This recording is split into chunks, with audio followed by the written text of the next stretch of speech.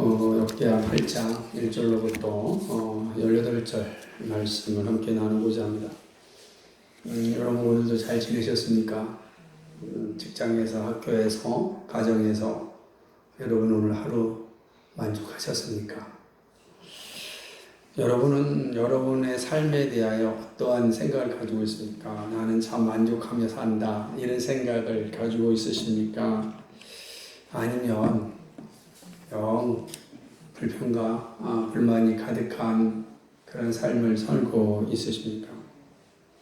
많지는 않지만 우리 주변에 자신의 삶에 대해서 아주 긍정적인 사람들이 있습니다.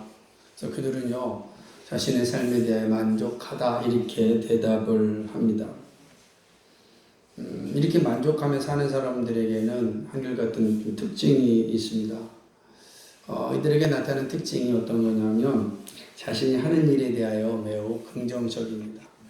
학생이든 직장인이든 가정주부든 자기가 있는 그 자리에서 지금 자기가 하고 있는 일에서 매우 긍정적인 생각을 가지고 있고 또 그것에 대하여 또 감사하는 마음을 가지고 있는 사람들이 대부분 자신의 삶에 대해서 만족하다고 이야기합니다.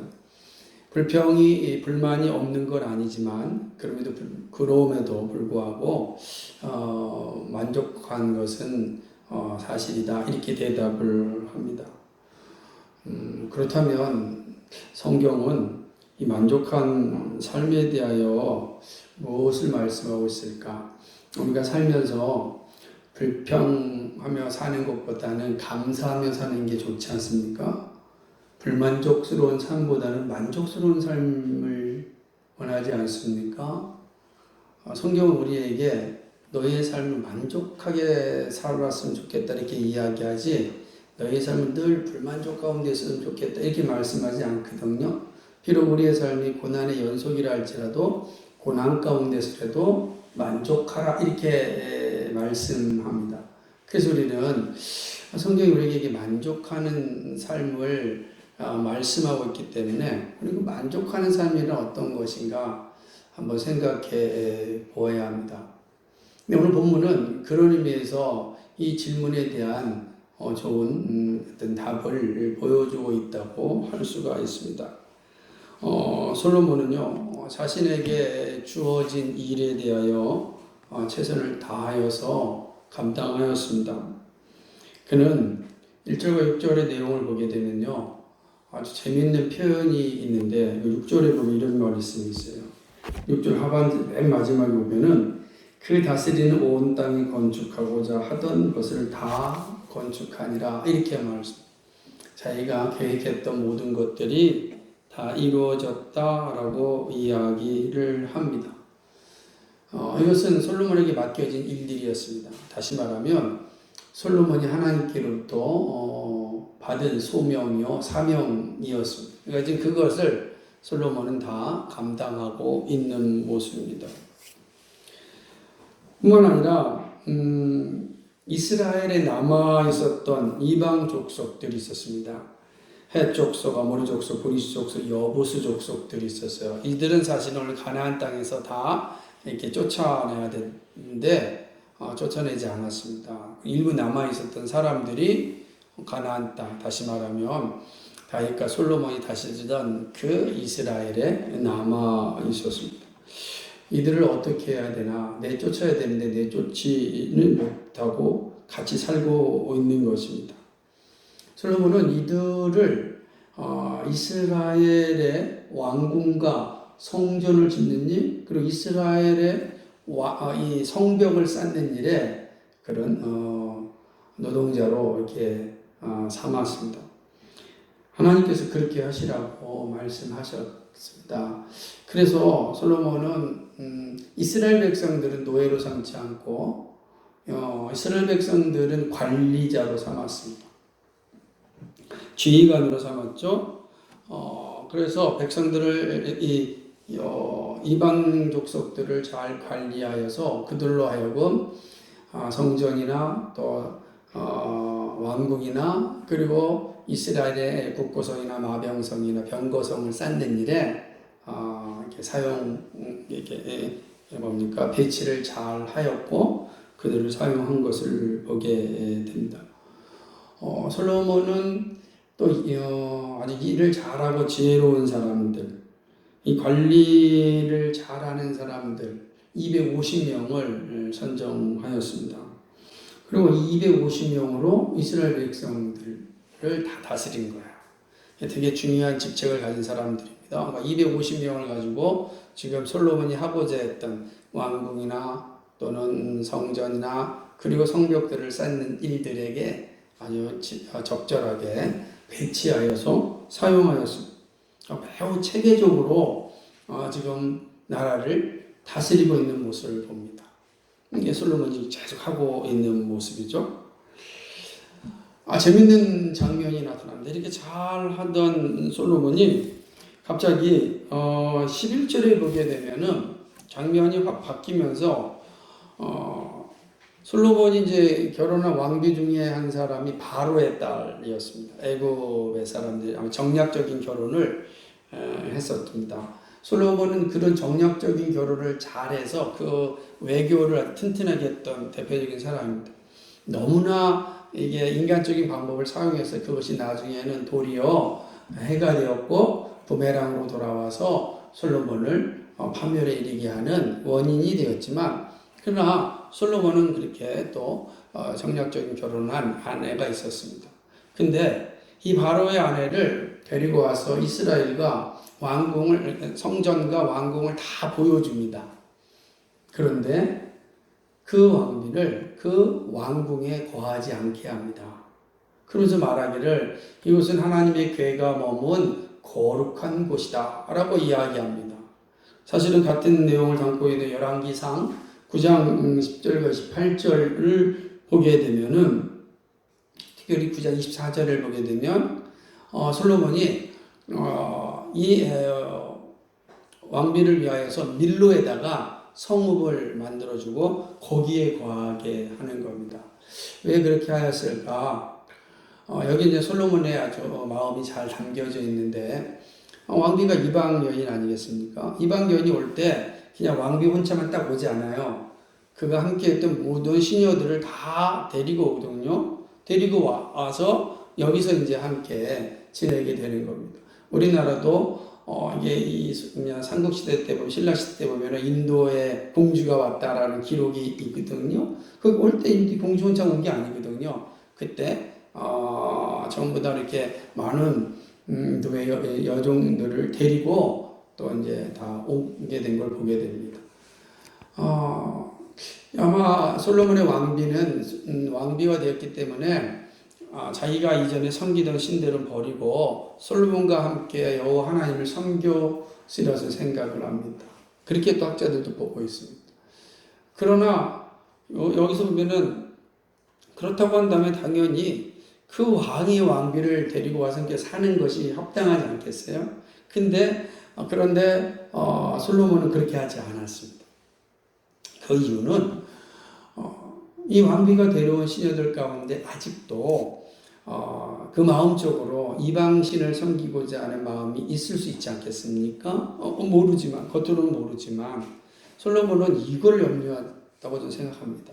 그래서 혹시라도 한 사람이라 할지라도 여호와의 전을 훼손할 수가 있다.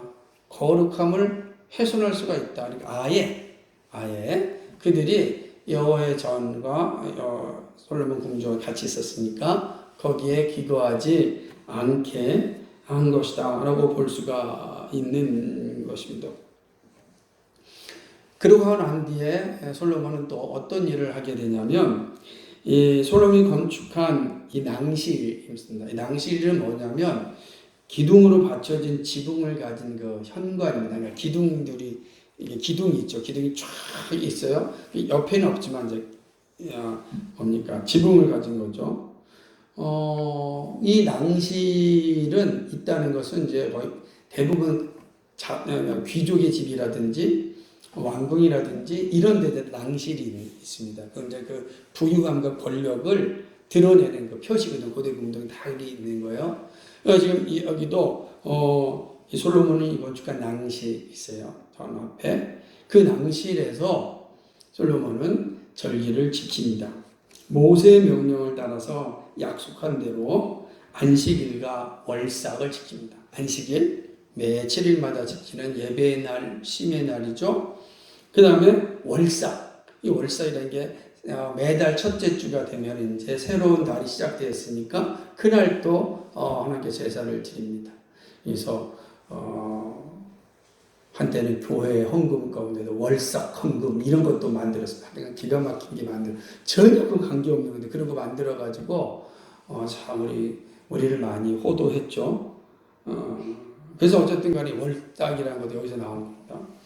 또 이제 무교절, 77절, 초막절을 드렸습니다. 무교절은 6월절 다음 날부터 7일 동안 누룩 없는 빵을 구워 먹는 그런 절기입니다. 77절은 6월절에서 7주가 된 50일째 되는 날, 우리 오순절이라 그러는데 밀 거둔 첫 이삭을 드리는 절기입니다. 그래서 이거에 따라서 초실절이다 또는 맥주절이다 이렇게 부르기도 합니다. 그래서 우리도 뭐 맥주 감사한 거 맥주절기 지키잖아요. 전혀 우리랑 관계 없는 건데 여러분 어떻게 하신 적 없잖아요. 이렇게 밀 걷어서 언제 밀 걷은지 아세요? 잘 모르잖아요. 이미 절기는 다 사라졌는데 어찌됐든 이제 구약에는 절기 정신은 있는 거예요. 정신은 그대로 이어봤지만 절기 자체는 사라졌으니까요. 여기 77절을 지킵니다. 초막절은 또 지킵니다. 이 초막절은 이게 티시도 월이 있는데 원래는 양력으로 우리 생각한다면 우리는 달력으로 지금 9월이나 10월에 15일째 되는 날, 다시 말하면 추분에서부터 아주 가까운 그 상황이죠. 그때 일주일 동안 지키는 그러한 절기입니다. 이때는 첫날과 끝날에는 큰 성회로 모여서 절기를 드리게 됩니다. 보통 이것은 이제 추수한 것을 감사하는 그러한 절기라고 할 수도 있습니다. 그래서 수장절이다 이렇게 부르기도 합니다. 자, 이 절기는 하나님이 모세를 통해서 정해준 언약의 말씀이죠. 반드시 지켜야 됩니다. 이렇게 지키는 거예요. 그래서 솔로몬은 그거를 다 지켰습니다. 다 지키고 있는 것이죠. 그 일을 하는 것이죠. 뿐만 아니라 솔로몬은 또 이 모세의 명령, 모세의 율법에 따라서 그걸 다 지킬 뿐만 아니라 자신의 아버지 다윗이 정한 법률대로 제사장과 레위인들에게 직분을 줘서 직분에 합당하게 일을 하게 하는 것입니다. 되게 중요한 겁니다. 자신이 한 게 아니라 이미 다윗이 하나님께로 받은 그 명령을 이 솔로몬이 그대로 준행합니다. 감사한 것은 이 직분자들, 제사장들과 그리고 레위인들이 왕의 명령에 절대적으로 순종을 합니다. 자, 왕의 명령에 순종했다는 건 어떤 의미를 가지고 있습니까? 하나님의 말씀에 순종하였다라고 하는 의미입니다. 솔로몬은 솔직하게 자기 생각이 아니라 누구야? 다윗의 명한대로 행하였죠. 모세의 명한대로 한 거예요. 그러면 모세와 다윗은 어디서 그 명령을 받았습니까? 하나님께서 주셨답니다. 솔로몬은 그걸 그대로 자기 백성들에게 전하였고 그 말씀을 받은 백성들은 자신이 맡은 직분자로서 순종하였습니다. 이 모습은요, 정말 이 솔로몬 시대가 평화의 시대였다라는 걸 보여주는 거예요. 불평이 없어요. 불만이 없잖아요. 다 그 말씀에 순종하여 함께 일을 하는 것입니다. 이렇게 되자 16절 하반절에 보면 이렇게 표현합니다. 16절에 보면 나중에 다시 살펴보겠지만요. 솔로몬이 여호와의 전에 기지를 쌓던 날부터 중공화까지 번백을 완비하였으므로 여호와의 전이 결점이 없이 피력하였다. 이렇게 이야기합니다. 결점이 없이. 어떤 흠도 없는 거예요. 잡음이 없는 겁니다. 우리가 교회 리모델링 해봐서 알지만 얼마나 잡음이 많았습니까? 잡음이 없는 건 정말 복된 겁니다. 건축하는데 잡음이 없다는 건 최고의 복인 것 같아요. 그래서 지금 솔로몬 성전을 20년 동안 졌단 말이야. 20년 동안 뭐가 없습니까? 결점이 없었다. 이렇게 표현하고 있어요. 얼마나 멋진 모습이겠습니까? 자, 이렇게 성전 건축이 다 끝났습니다. 그러니까 솔로몬은 정말로 그 일들, 성전도 건축하였죠, 왕궁도 건축하였죠, 그 다음에 나라의 방벽을 다 건축하였습니다. 그거로 끝나지 않았습니다. 마지막 말씀 17절에 보면은 참 재미있는 두 가지 사실을 기록하고 있는데, 때에 라고 해서 그때 다 끝난 때에 다 완성한 후에 솔로몬이 에돔 땅의 바닷가 에시온 게벨, 즉 이 엘롯과 에시온 게벨은 같은 겁니다. 에시온 게벨 곧 엘롯으로 갑니다. 이제 에돔 땅에 있는데 지금 이게 마카바 만이라 그래서 이쪽 요르단 쪽 있는 바닷가가 되겠죠. 혹은 뭐 홍해라고도 하고요. 근데 이쪽으로 진출합니다. 그리고 거기서 어떤 일을 하게 되냐면 히람의 도움을 받아서 오빌로 가서 금을 가지고 옵니다. 그럼 얼마나 가져오죠? 450달란트를 가지고 오는 겁니다. 오빌은 어디냐면 이 오빌이 정확하게 기록되진 않아요. 제가 여러 이렇게 자료들을 살펴봤는데 오빌에 대해서 정확하게 일치된 장소는 없는 것 같아요.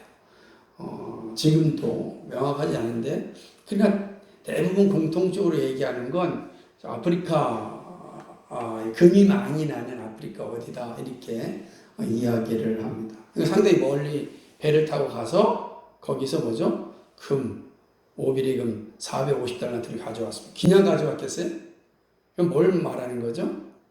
무역을 했다는 거죠. 그러니까 이 솔로몬이 성전을 다 짓고 난 다음에 그 다음에 뭐 하는 거예요? 이제는 나라의 부강을 위해서 무역에 앞장서. 통치자가 하는 일이 이 국방만 잘하는 게 통치자가 하는 일이 아니에요. 통치자가 잘하려면 외교도 잘해야 되잖아요. 외교만 잘하면 안 되잖아요. 외교를 잘했다는 게 뭐냐면 이게 애굽의 그 딸 왕비를 자신의 이제 왕비로 맞아들였다는 건 솔로몬이 그 당시 자신이 했던 외교술이었어요. 근데 이것만 잘하면 안 돼. 또 뭘 잘해야 됩니까? 백성들을 잘 먹여야 되잖아요. 경제를 잘 일으켜야 되는 건 아니에요. 경제적으로 잘하는. 지금 이 본문을 보게 되면 솔로몬은 뭐예요? 내치도 잘했고 외치도 잘한. 그리고 거기다가 경제적인 이 일에도 솔솔수범하여서 이 일을 하게 하는 것을 보게 됩니다. 되게 중요한 모습들을 짧은 구절에서 다 보여주고 있다라고 하는 것입니다. 여러분 본문을 잘 읽으면서 이 본문이 우리에게 가르쳐주는 한 가지가 있다면 그걸 뭐라고 여러분 볼 수 있겠습니까?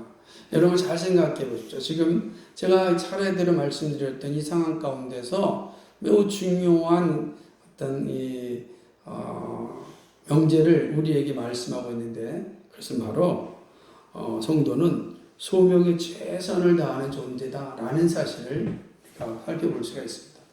솔로몬도 한 사람의 성도 아니겠습니까? 그가 하나님께로 부름받은 성도로서 그는 자신의 소명에 최선을 다했습니다. 오늘 말씀 잘 보면 어쩌면 이렇게 솔로몬은 자기에게 맡겨진 소명에 충실하였을까 하늘 보게 되는 것입니다. 그죠? 근데 솔로몬만 성도는 아니죠. 오늘 우리도 성도잖아요. 결국 이 말씀 우리에게 말하기를 뭐죠? 성도는 부여받은 소명에 충실한 존재다. 라고 하는 것입니다.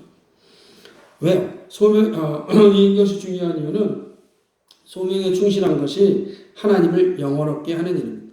성도는 자신의 부르심을 바르게 알고 부르심에 최선을 다하며 사는 존재입니다. 우리는 그 모습을 본문을 통하여 좀 더 자세히 살펴볼 수가 있습니다. 첫 번째, 소명에 최선을 다하는 성도는 맡겨진 일을 끝까지 감당합니다. 이게 중요합니다. 끝까지 감당합니다. 여러분 성전을 짓고 궁을 건축하는 데까지 몇 년 걸렸다고요? 20년 걸렸어요. 만만치 않은 시간이죠. 정말 긴 시간입니다. 제가 교회 리모델링 하니까 1년도 아니고 몇 개월인데도 몇십 년 되는 것처럼 느껴지고 온몸이 다 망가졌는데 그 몇 개월 때문에 온몸이 다 망가졌어요.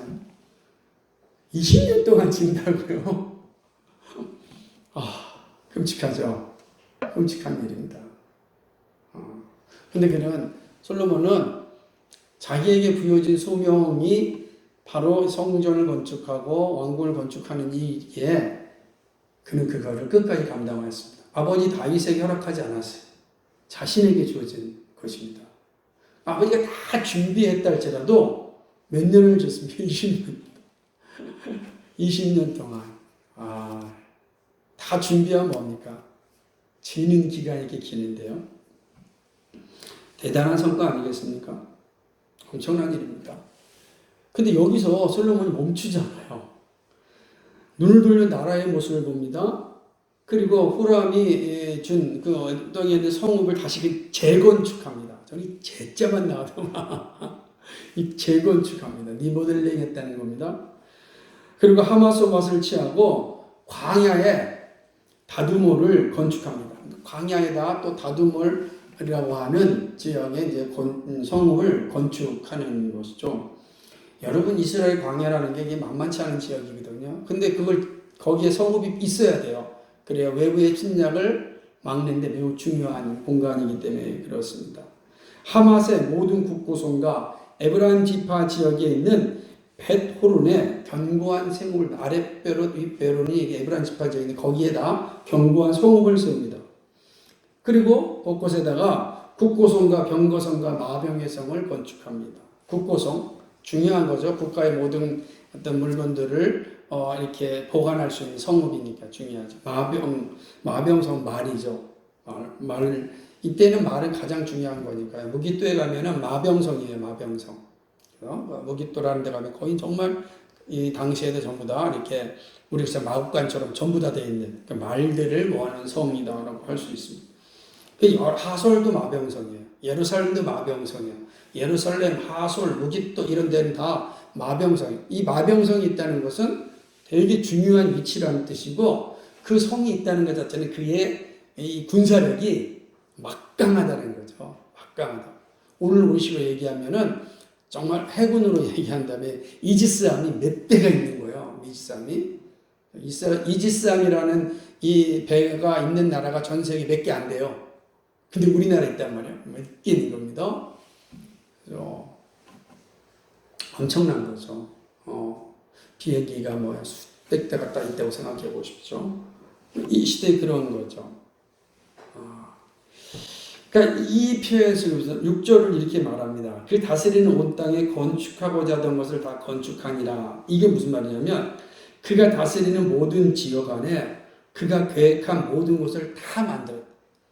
그가 계획한 모든 것을 다 만들었다라고 하는 겁니다. 그럼 그 계획은 누가 준 거죠? 하나님이 주신 거라. 받은 소명이에요. 왕으로서 받은 소명을 다 했습니다. 다 했습니다.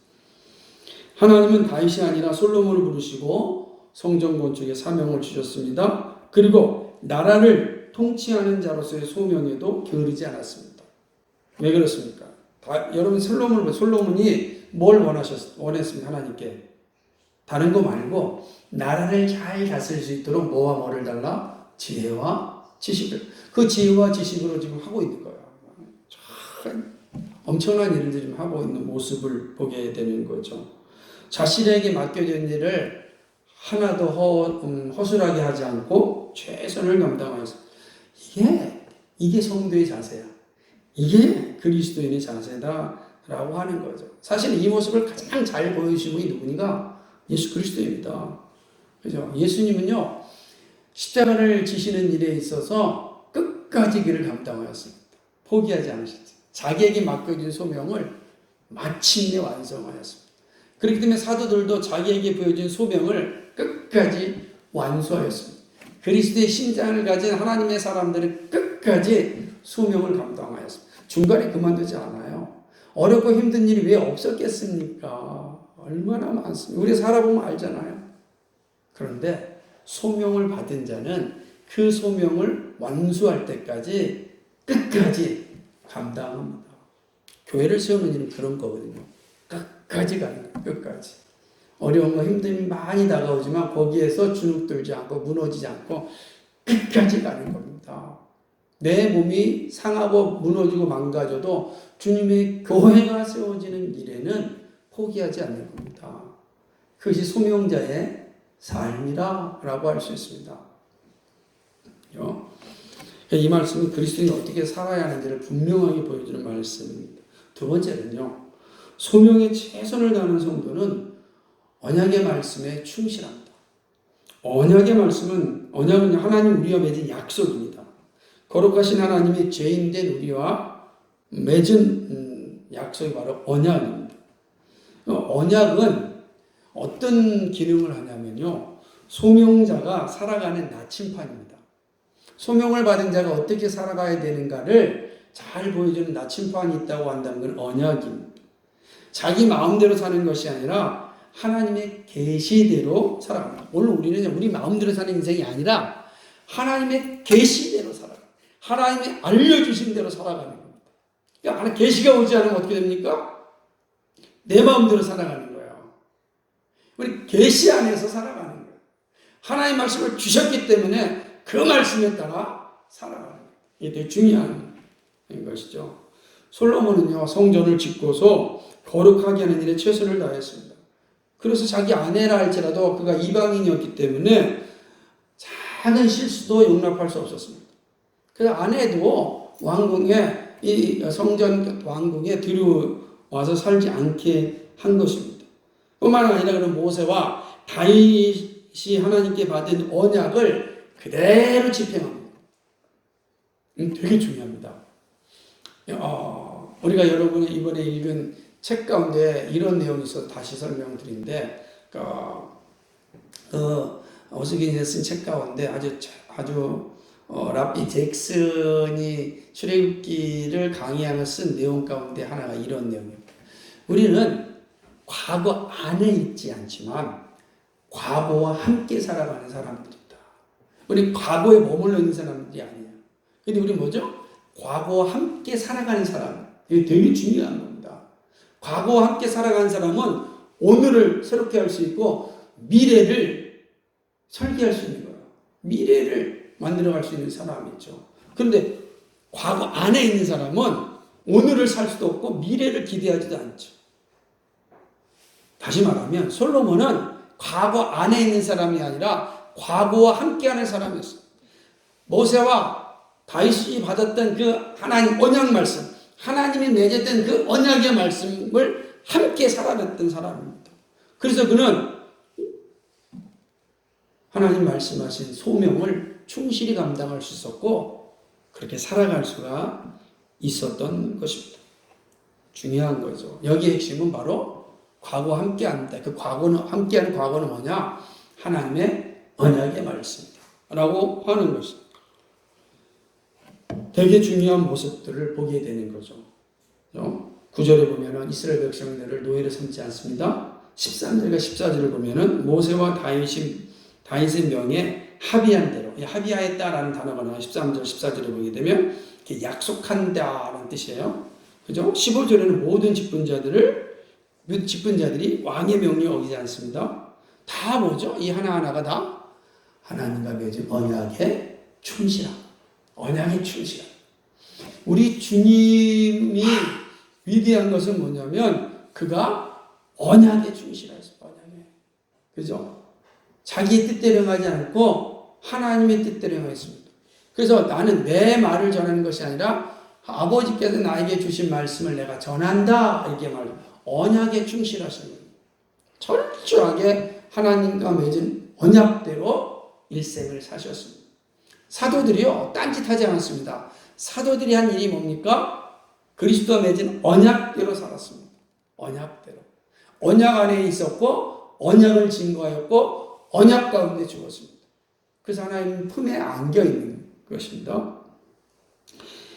이것이 바로 소명자가 살아가는 모습입니다. 세 번째는요, 소명에 최선을 다하는 성도는요, 하나님이 주신 재능과 시간을 바르게 사용합니다. 재능과 은사와 시간을 바르게 사용하는 것입니다. 정말 중요합니다. 하나님의 부르심을 받은 성도는 자신을 개발하는 일에 최선을 다해야 합니다. 그것이 하나님의 부르심에 충성하는 일입니다. 하나님은 우리를 부르실 때에 은사와 재능을 다 주셨습니다. 은사는요, 교회를 세우는 일에 필요한 그러한 능력입니다. 재능은요, 하나님의 나라, 일반 은총의 역사 속에서 하나님의 나라를 만들어가는 일에 필요한 그런 재능들이죠. 그런 어떤 각자에게 주어진 능력들이라고 할 수가 있습니다.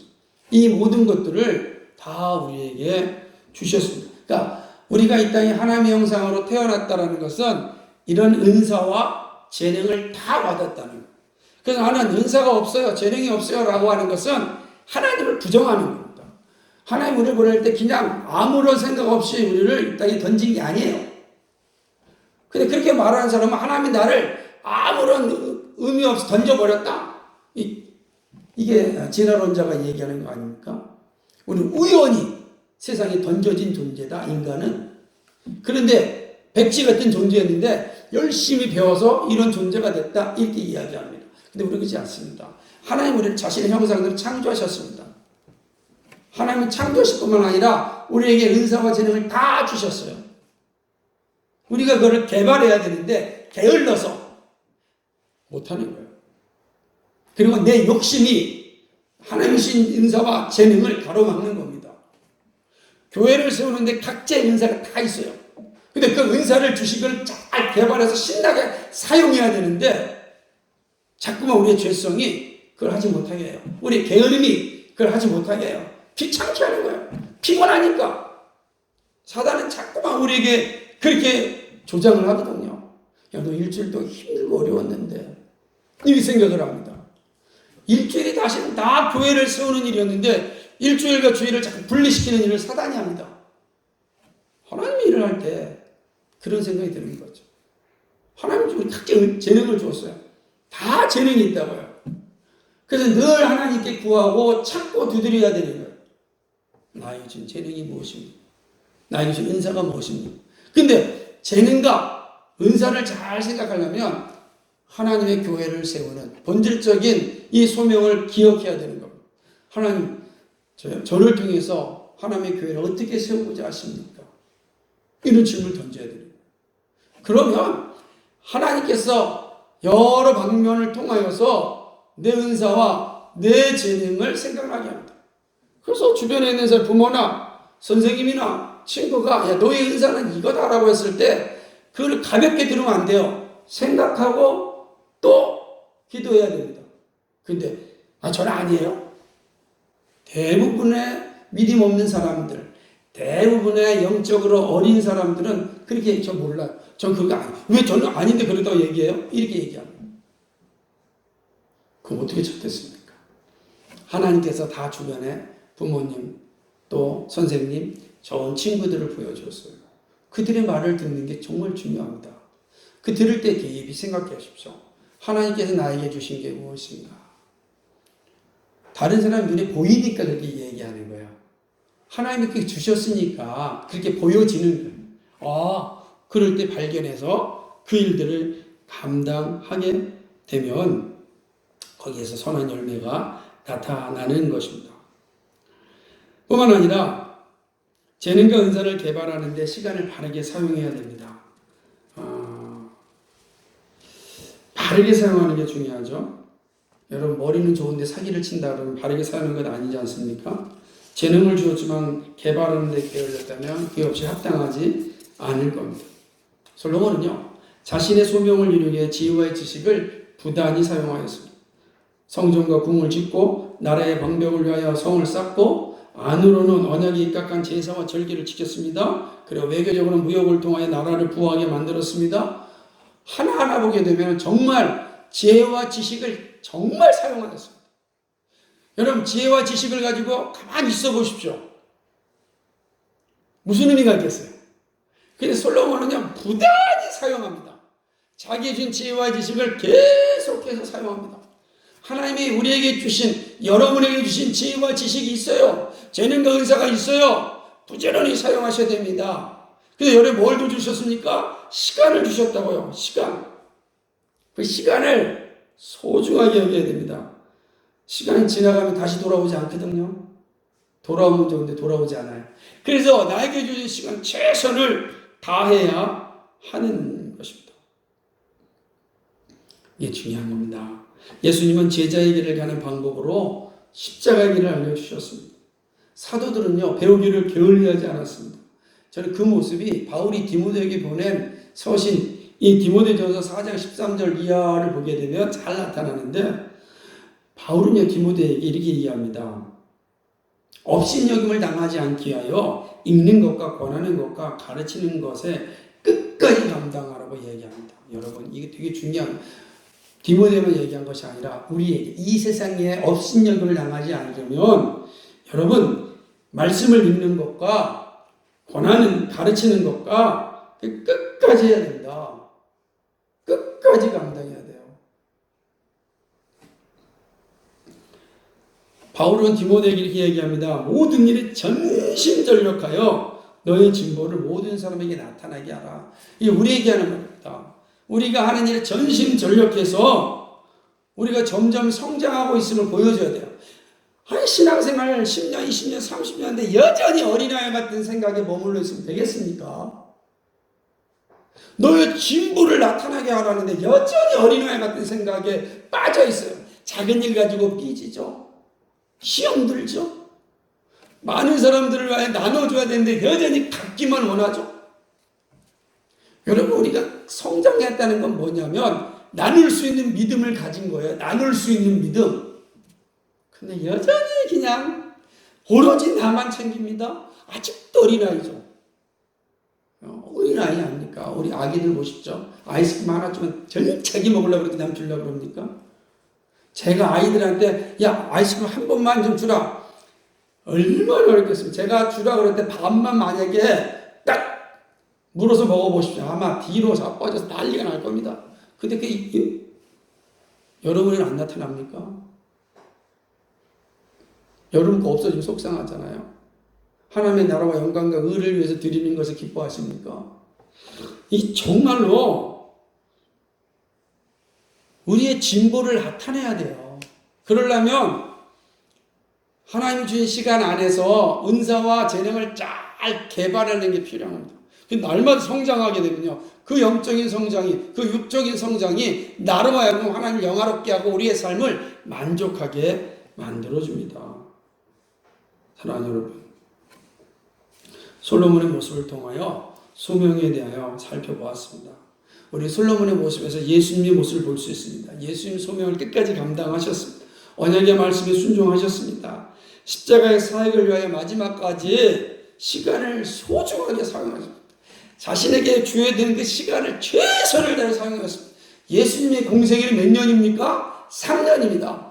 여러분, 3년 동안 예수님의 삶을 기록한 복음서를 보십시오. 얼마나 열심히 사셨습니까? 눈을 뜨면 복음을 전하고요, 해가 지면 기도하고요, 이런 일들을 3년 끝까지 감당하셨습니다. 그렇게 하신 거예요. 그가 쉴 때도요, 다시금 복음을 전하게 쉬셨습니다. 곁길로 가지 않았습니다. 하나님의 언약의 말씀에 충실하게 끊임없이 자신의 시간을 사용하였습니다. 예수님도 때마다 시마다 지혜와 지식을 사용하셨습니다. 예수님의 모습을 잘 살피면 우리가 어떻게 살아야 하는지를 잘 보여줍니다. 그렇습니다. 솔로몬을 보십시오. 성전을 완성하기까지 자신이 해야 할 일을 다 준비하였습니다. 16절 말씀처럼 여호와의 전이 결점이 없이 완성되었다 그럽니다. 소명이 완성되었다. 이렇게 들리지 않습니까? 얼마나 감사합니다. 우리는 주님이 명령하신 교회를 세우기 위하여 부름을 받았습니다. 우리 모두 교회를 세우는 일에 소명을 받았습니다. 그래서 여러분, 긴 시간 동안 아주 열심히 달려오지 않았습니까? 참으로 힘들고 어려운 순간들이 많았지만 여러분들 정말 교회를 끝까지 세우는데 수고가 많았습니다. 근데 아직 완성되지 않았잖아요. 우리는 아직 완성하려 가야 됩니다. 그 길을 멈추지 않고 계속 되어야 합니다. 다음 세대에 우리가 물려줄 유산은 교회예요. 우리 물려줄 유산은 다른 것이 아니라 이 교회라고. 정말 하나님의 말씀이 살아 움직이는 교회, 구원의 복된 소식이 증거되는 이 교회를 남겨줘야 합니다. 그 지금까지 수고하셨던 것처럼 앞으로도 계속하여 수고해 주시기 바랍니다. 그것이 소명을 받은 우리들이 가야 할 길입니다. 하지만 이러한 교회를 물려주려면 여러분의 모습을 잘 살펴보아야 합니다. 소명을 인식하고 있는지 살펴야 됩니다. 여러분, 주님이 세우신 교회를 늘 인식하고 있습니까? 이게 주님이 세우신 교회다, 이 주님의 교회다 라고 인식하고 있습니까? 예. 여러분의 집을 얼마나 깨끗이 청소하십니까? 그 여러분의 집인데도. 근데 주님이 함께 세우신 공동체요, 그 함께 공동체가 모인 교회를 모이는 공간에 여러분 어떤 마음을 갖고 있습니까? 생각해 보자는 겁니다. 주님이 세우라고 맡겨신 교회를 위하여 여러분 정말 사랑하십니까? 사랑으로 섬기고 있습니까?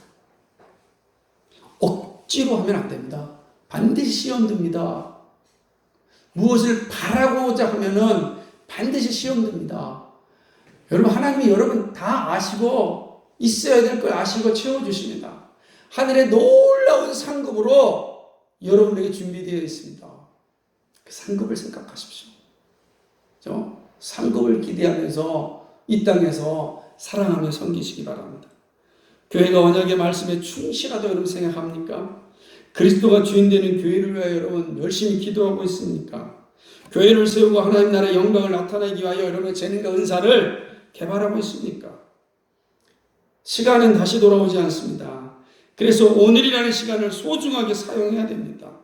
여러분은 이 귀한 시간을 소명을 감당하는 일에 쓰시고 있습니까? 아니, 낭비하고 계십니까? 혹이라도요, 우리 모습 가운데 게으르고 나태하고 미워하고 귀찮은 마음이 있다면 반드시 회개하셔야 됩니다. 회개하지 않으면 이러한 마음이 삶의 만족을 파괴시키고 우울하게 살게 합니다. 교회를 세우는 일에 즐거움을 가져야 됩니다. 근데 회개하지 않으면 여러분 즐거움을 가질 수 없습니다. 그리고 기도하십시오. 하나님, 내가 그리스도의 교회를 세우는 일에 즐거움이 될 수 있도록, 내가 교회를 세우는 일에, 사랑하는 일에, 섬기는 일에 즐겁게 할 수 있도록 도와주십시오. 기도하십시오. 어떠한 일이 들린다 할지라도 이것은 주님을 위한 일이니 즐겁게 일을 감당할 수 있도록 도와주십시오. 기도해야 됩니다. 하나님, 우리를 부르셨습니다. 우리에게 재능과 은사와 시간을 주셨습니다. 이 소중한 것을 잘 감당해야 됩니다. 우리가 받은 보편적인 소명과 각자에게 주신 개별적 소명을 잘 살펴보시기 바랍니다. 다시 한번 말씀드리지만 하나님이 주신 은사와 재능은 여러분의 부모님이 잘 알아요. 여러분이 함께 있는 선생님들이 잘 알아요. 여러분의 친구들이 잘 알아요. 그들이 하는 말들을 가볍게 생각하지 마시고 깊이 생각해야 됩니다. 저 어릴 때 그랬어요. 초등학교 주일학교 다닐 때도 정말 제가 목사로서 정말 이 사명을 갖고 싶다, 나 목사가 됐다, 어릴 때 막 그랬는데 그 정말 내가 목사가 될 수 있을까 하는 생각을 했어요. 그런데 고등학교를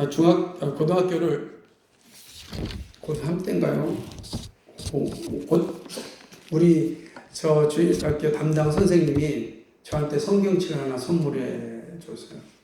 근데 그 성경책에 앞에 뭐라고 딱 써 있냐면, 앞으로 어떤 사람이 될지 모르겠지만 이게 써 있는 거, 하나님의 말씀을 전하는, 그때 목사님, 전사님 이거 쓸 수는 없잖아요. 그때는 학생. 하나님의 말씀을 전하는 멋진 사람이 되길 바랍니다. 저 그 말이 얼마나 힘이 되는지 몰라요. 그때 저는 여러 친구들 가운데 그렇게 뭐 별 볼 일 없었다고요. 집안도 별 볼 일 없었고, 잘하는 것처럼 노래도 잘하는 것도 아니고, 오르지 않아 목소리 커가지고 기도하는 것만 잘했는데, 그런데 그 선생님이 제 원래 마음속에 갖고 있었는데 그거를 알려주는 거예요. 근데 우리 친구들이 항상 저를 위해서 목사가 되기 위해 기도를 많이 해줬어요. 친구들이. 그래서 힘들고 어려운 일이 왔을 때 도망가지 않았습니다. 도망가지 않았어요. 끝까지 포기하지 않았어요. 여러 번 넘어져도 하나님이 이끌어 주실 것이라는 확신이 선명히 들었기 때문입니다. 이게 나에게 주신 은사였고 재능이었구나. 그건 잘 개발해야 되지 않겠습니까? 그러면 여러분도 마찬가지. 우리 모두에게 마찬가지. 그 일들을 잘 사용하면 우리의 삶이 만족하게 살아가게 됩니다. 성도는 부름을 받은 순간부터 소명에 따라 살아가는, 소명에 충실하게 살아갈 때 삶의 만족이 있고 하나님을 영화롭게 합니다. 이것이 앞서서 했던 질문의 대답입니다. 소명을 따라 살아가면 우리는 삶에 만족이 있습니다. 그리고 우리는 만족한 삶을 살 수 있는 비결을 아는 사람이요 가진 사람입니다.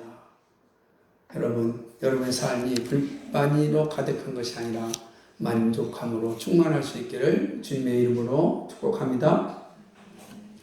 거룩하시고 자비하신 주님 고맙고 감사합니다. 주님의 말씀 가운데 서게 하여 주셔서 고맙습니다. 진리 가운데 서게 해주셔서 감사합니다. 하나님의 말씀대로 소명에 합당한 삶 살게 하여 주옵소서.